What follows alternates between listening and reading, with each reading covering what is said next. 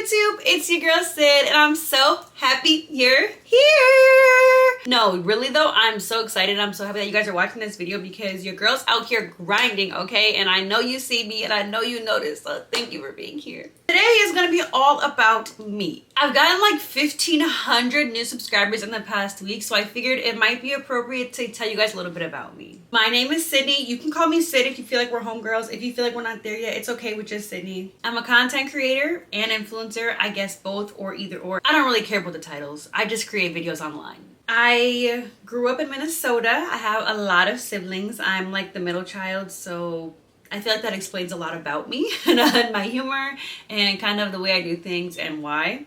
I have the craziest family, and if you follow me on TikTok, you've probably heard some stories, and yeah, we'll get into some more stories later. But they're the best. Growing up, I played sports. I played basketball, I ran track, I played volleyball for a little bit. But overall, basketball was my main sport. Some of my favorite topics when I was in school were debate, acting, public speaking. But I was always trying to force myself to be more practical, so I would always tell myself and tell people that my favorite subject was math. I ended up actually getting a finance degree as well. I think at some point I did convince myself my favorite subject was math just because I was relatively good at it, so it was just like an easy scapegoat. After I graduated high school, I went to college for accounting, ended up switching and graduating with a finance degree. While I was in college, I had a bunch of different jobs. I worked on campus one year, I sold cars and I worked on cars and kind of like flipped them and stuff like that for a year. I actually graduated early with honors. Oh, girl smart. There was about 4.5 months in between when I actually finished college and my graduation date. So I had some time in between to kill. I decided to get my real estate license, so I became a realtor. I was also the operations manager for my real estate team. I was a part of a team when I got signed on through Keller Williams, whatever. And it was really fun. I learned a ton. I met so many people. I joined a nonprofit. It was like going super great all before I even graduated college. So by the time I graduated college, I kind of already had a group. I was working full time, and yeah, I was honestly going really great. Fall following my college graduation, I decided to become a business teacher.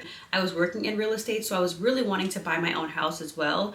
And the problem with that was my income was self-employed, so I wasn't going to be able to buy a house anytime soon. Standard is you need at least 2 years of like pay stubs, W-2s, tax, whatever, in order to get approved for a home loan. I wasn't going to get that. But there's a little hack. If you get a job right after graduation, and especially if it's like in your field, the banks can count your transcript as work history. So in my head, I'm thinking all I need is a job that gives me W-2s and then I can buy a house, right? Because I just graduated, I have work history. So I was thinking teaching is a good option for me because you get summers off, you get winter breaks. I wasn't really looking for a full-time job in that capacity. So I was like, at least I get some breaks. At least, you know, I can still do real estate and I'll work at a high school where I can get out early and I can still do showings and I can still buy my own house and I can still blah, blah. So it was perfect for what I was looking for at the time. Mind you, I was only looking for jobs so I could get W-2s in order to buy a house. I was never going to stay long. It was never in the plans to stay long. So that's what I did. I became a full-time teacher for a year. I bought my house a little bit before the school year ended,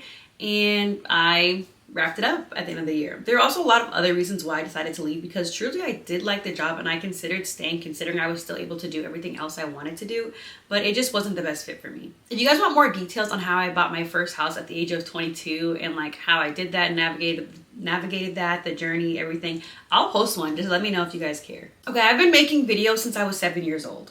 I got my first camera when I was like 10 or 12. I got my Facebook when I was 7 years old. I've always loved social media. I've always loved videos and posting and just everything. So when people ask like, when did you start making videos or when did you want to become an influencer? I never wanted to become an influencer, but I've always loved making videos, so it was always natural. So I was posting on TikTok, well, Musically back in 2015. So I've always posted like sporadically whenever I wanted to, whenever I thought things were funny, whatever. But it wasn't until when I became a business teacher that I was actually posting every single day. So I was posting what my boyfriend packed me for lunch every single day, and that got me a lot of traction. I had a few videos prior to that got a lot of traction, but it wasn't like as consistent as these videos, and that's kind of what gave me my biggest push to start becoming an influencer and actually made me start trying and putting more effort and consistency in my videos. And yeah, so that's the background on like me, myself, whatever. Now I want to go into who I actually am. I don't think any of those accomplishments or things that I did represent who I am. It's just kind of what I am, and that's kind of what most people ask you for anyways in society.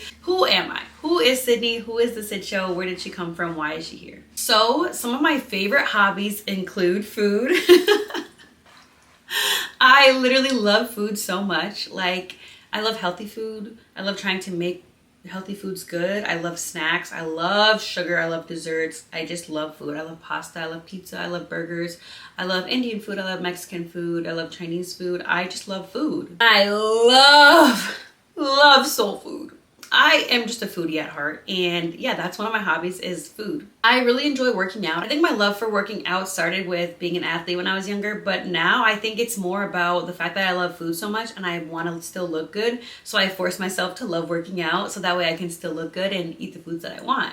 Also, my health is a really big thing to me. Like, I do really care about my health. I'm very much probably going to be an almond mom. I know. I read the labels on things that I put on my face, my skin, my food, my hair, not saying everything I use is amazing, but like, I do very much look at the labels. I also love outdoors. Anything outdoors. I love walking, hiking, outdoor winter sports, or any sports, four-wheeling, horseback riding, honestly anything. I just love outdoors. I love doing things. I love being active, pickleball, golfing. I just like doing things. I like staying busy. I definitely prefer activities over like the night scene and like going out, partying, whatever. Not saying I will never party, because I think, you know, you need balance in your life. I'll go out every once in a while if it's someone's birthday or whatever, but it's definitely not my first like choice of action.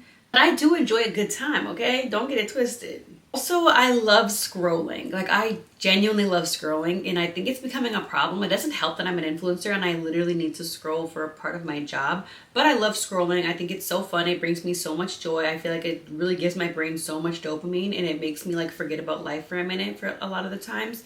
So yeah, I love scrolling. Sorry, I love scrolling and I'm not ashamed yet.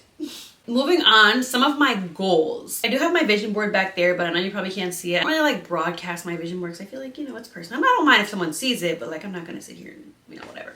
Anyways, a big goal of mine is to be financially free so I can focus my time, energy, and efforts on helping people. Like obviously everyone wants to be financially free. Who wants to stress about money and bills and blah, blah, blah. Like, I just want to have like stability and security. And then I want to put all of my passions and efforts into helping other people. When I was younger, I think early high school, I remember my dad asking me like, oh, why do you think God put you here? Like, what is your purpose? Blah, blah. We had a conversation and I really thought about it. And the main thing that was like coming onto my heart is I think I'm supposed to be helping people. I don't know in what capacity. I don't know in what ways. But I just have always felt a dire need to help people, and I've always loved helping people. I still help people in my daily life. More of my goals though, I think, I don't know, I'm kind of torn career-wise between like the entertainment industry and like business. I do have a passion for business, hence the finance degree, but also I do love the entertainment world. I love what it can bring. I love the doors it can open. I love the impact that the entertainment industry can make onto people, and I just love being in that space and being a face in order to impact people positively. A big goal of mine also is I want to raise my family all together. Like, if I could have all of my siblings and cousins and parents, grandparents, whatever, live like on a big plot of land and we all like grow up together and raise our kids together and all that. That is like my number one goal. Like, I need that life. Like, I just need that. I don't want to be too far from the cities though, but like, you know, a little ways away. I do want to have kids. I want to have a big family. I probably want to have 4 or 5 kids, depending on my pregnancies, as long as they're healthy.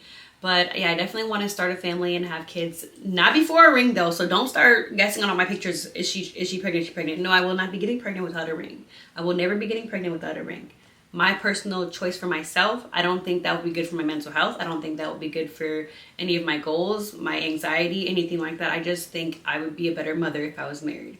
Now, does that mean I judge everyone else who has babies before they're married? No, I genuinely don't care whether people do that. I don't look at them any differently, one way, good or bad. I think everyone needs to make decisions for themselves, and that's a decision that I don't think I should make for myself, given what I know about myself and who I am. If that doesn't bother other people, it doesn't bother me. I genuinely don't care. And my last goal is to spread love and to love. Like, I want everyone that I interact with to feel loved. I want them to feel my love. I want them to feel my kindness. I just want to bring joy to people. As far as my personality, I don't know, I feel like you guys will continue learning my personality as this YouTube journey goes. But I am someone who's like pretty silly. I kind of have dark humor in certain topics. I would consider myself to be someone who's very driven. I can be very spontaneous. Like, if you tell me an idea and it's relatively safe, I'm probably gonna do it. Like, I don't really care. Like, I think through things and overthink a lot, but honestly, I think that's why I can be very spontaneous, because like my whole life is like so calculated and I'm like, all right, let's do it. And I just love the thrill of like just doing things. I don't know. I can be someone who's very, very, very hard on myself. I think I criticize myself a lot. I'm my biggest critic. I have very high expectations for myself and I am determined to live up to them. But yeah, so that's just a little bit about like my personality, and maybe it can make sense based on like the content that I make. I don't know. Okay, next we're gonna do some ways that I want to grow in. And this doesn't really have a timeline, it's just like in general. I wanna grow spiritually, I wanna get closer to God, I wanna get a more clear understanding of God and my relationship with God. Currently, I wouldn't consider myself to be someone who's extremely religious. I was raised Christian, so if I had to choose something, I would say Christian, or I hold Christian values. But I just wanna learn more about like every religion and relearn Christianity as an adult before I like commit myself to a religion, because I feel like a lot of the things that I learned or thought have been taught to me to think instead of me thinking it or learning it or feeling the connection on my own. So that's a big priority of mine, is just building my own organic spiritual connection outside of parental, grandparent, whatever influence, like me and God, and that's it. Career-wise, I really want to grow my platforms. I mean, I feel like that's obvious. Everyone wants to grow their platforms, whatever. But especially like my YouTube, I really want to grow this channel to be a safe space, somewhere that's fun, silly, comedic relief, happy, a little bit of learning. I just want to grow and see what type of community we can create on YouTube. I also want to become a better speaker. I feel like I'm okay, but I also feel like some of my skills have went down a little bit in the past year and a half, where I've been doing only content creation as a career. I think it's hard not having employees, only having to talk to a camera and then being able to re-say and redo things. I noticed that when I'm not like by myself, or when I'm not like when I'm out and about talking to people, I tend to stutter more now. I've just noticed different habits within my speech that I'm not necessarily loving, and I definitely want to like tighten that up and become the speaker that I know I have been and can be. But yeah, I just like little things. Like I said, I overanalyze myself, and I definitely think I can become a better speaker. All right, we're gonna end this on a positive note, though I don't want to like bash myself and then end the video. So the last segment is going to be things that I'm proud of myself for. Like I said, I'm very hard on myself. I overanalyze everything, but there are also things that I'm proud of myself for. So let's get into it. I'm proud of myself for always doing what's on my heart. I feel like especially in our society, it's very easy to be influenced or to change who you are for other people or for the likeness of other people. I feel like I've been able to stay true to myself and to who I am, and I'm really proud of myself for that. I'm really proud of myself for my new ability to be able to take criticism and actually change. I used to be very, very, very defensive. I think this started when I was like a kid, because I would get like bullied by my siblings and stuff, but I was always like very, very, very defensive, and I never wanted to take criticism. I never wanted to like think I was the problem. Not in a way that caused arguments or anything like that. It was just like my own self-denial, where it's like, oh, they're tripping, or oh, like whatever, they're just being mean. But I think as I got older, I started being able to take criticism more, especially like constructive criticism, and in a positive way, like change my life. If more than one person is saying something about me, I really step back and think like, what is giving them this impression? What am I doing that's making them think this way? Even if I know the things aren't true, maybe there's something that I am doing that's making people feel uncomfortable around me, and I would never want that. So then I think, how can I change? I also think my emotional control and regulation has improved so much, and I'm proud of myself for that. I was never someone to like crash out or rage, but I definitely am a very, very, very emotional person. So if someone made me mad, I wouldn't like cuss them out or anything like that, but I would definitely say things and that I knew would cut deep and hurt. And that would be my goal. Like, I'm gonna say the meanest thing I can say to you because you hurt me, and I'm gonna hurt you 10 times worse. And yeah, like when I look back, some of the situations are like funny, where we're like kids and making fun of each other and stuff like that. Like, oh, whatever. But now it's just like, that's not on my heart. Like, I don't, when someone makes me upset or mad, I don't feel like I need to hurt them worse. I don't feel like I need to hurt anyone really. Obviously every once in a while you get those feelings where it's like, oh, I just want to get revenge or whatever. But overall, I really am not someone who feels that way anymore. And I don't even get like rage the way that I used to. I used to get so much rage, but like my emotions would get so strong. It's just like, oh, I just want to do something so mean. It's like, no, I don't even really feel that anymore. I haven't felt that in a long time. Another thing I am proud of myself for is I feel like I'm someone who's relatively pretty understanding and empathetic for people, even if I don't know their situations. I now go by the motto where it's like, if you don't understand it, maybe it's a blessing. And I try to use that for things where it's like, I don't understand why they keep spending all their money and then crying about it. I don't understand why they need to be so mean to everyone. I don't understand why they think they need to do this or have this surgery or whatever it is, whatever questions that I may have had. I took a step back and I'm like, you know, maybe it's a blessing that I don't understand. It's also something I've started to think about when it comes to like a lot of racial disparities within the world and stuff like that, where people can be like, I don't understand why they don't just do this, or why they get so mad about this, or why can't we wear box braids, or whatever the things are. It's like, if you don't understand it, maybe there's a reason, and maybe you're blessed. Like, maybe you're lucky that you don't have to understand it. I don't know if that makes sense, but like, that's just kind of how I think of it. So now, instead of just like judging people for what they're doing or not doing, I just genuinely think like, if I don't understand it, maybe it's a blessing, and I hope the best for them. Like, I don't know how else to explain it. I'm also proud of myself for setting boundaries. I feel like that was something I really struggled with within the past few years, and I feel like I'm very confident in the boundaries that I set for myself, for my mental health, and for my peace, which I think that also ties into all of my other goals and things that I said earlier, where it's like these boundaries have helped me like excel and like push myself to being my best version of myself. Last but not least, message to myself. Sydney, I'm very proud of you for chasing your dreams, even though you can't always see where you're going. I feel like a lot of the times I'm blindly following nothing, like the mist of air. Like, I'm walking in a foggy town and you can't see anything and you're just walking, but you know you're walking towards your dreams.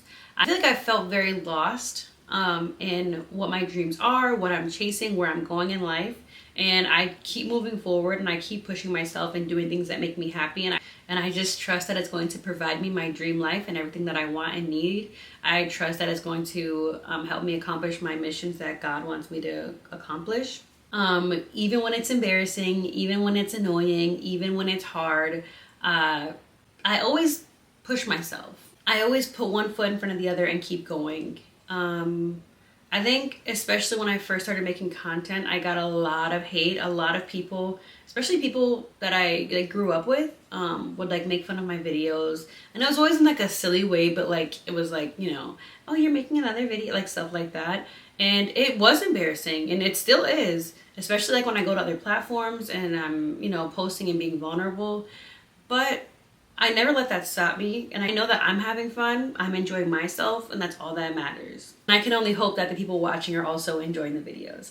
But yeah, that's a little bit about me. I hope this video lets you guys feel a little bit closer to me and get a better understanding of who I am, what I think, how I am, I don't know. If you guys have any questions, comments, recommendations, anything you want to say below, I appreciate the comments, and I do respond to everyone. Well, I try to. Yeah, I'm gonna wrap up this video because I feel like it's getting kind of long, and I love you guys. Thanks for being here. Thanks for watching.